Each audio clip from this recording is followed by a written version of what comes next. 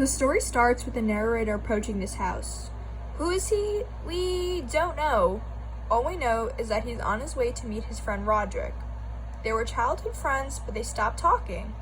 So one day, Roderick was like, hey, come over right now, it's super important.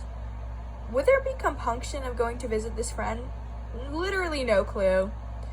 So this dude that we still do not know the name of is like, yo, so basically the House of Usher and the family are like one yo. When he got to the house, inside there were tons of instruments and books and stuff. Pretty weird.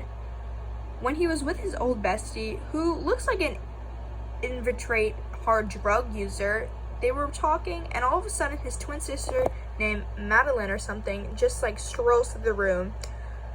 I don't care if her name is a misnomer.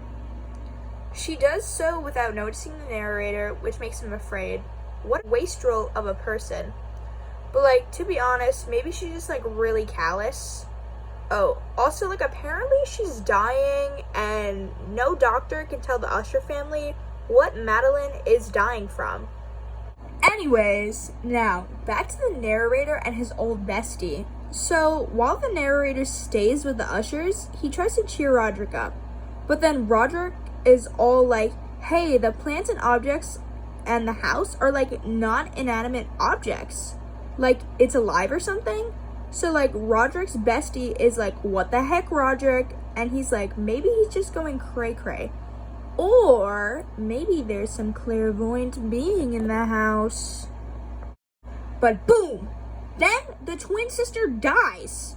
And then the poor narrator, trying not to make Roderick placid, has to help take the casket down to their little basement. So after that, apparently this narrator dude starts to lose his mind and hear stuff. When he realizes this, his bestie Roderick storms into the room and opens his window, and there's a storm outside. The narrator must be really lamentable right now with all this happening. And then Roderick is freaking out because apparently they accidentally buried the sister alive. Maybe the house is potent, so it caused a storm because it's bad or something. Anyways, so all of the sounds that I've been hearing, it's because this poor girl has been trapped trying to escape her coffin.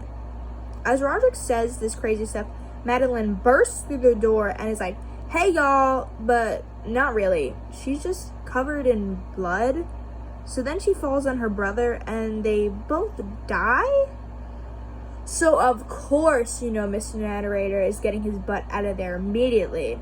And as he skedaddles, the house starts to fall apart completely in front of a blood moon.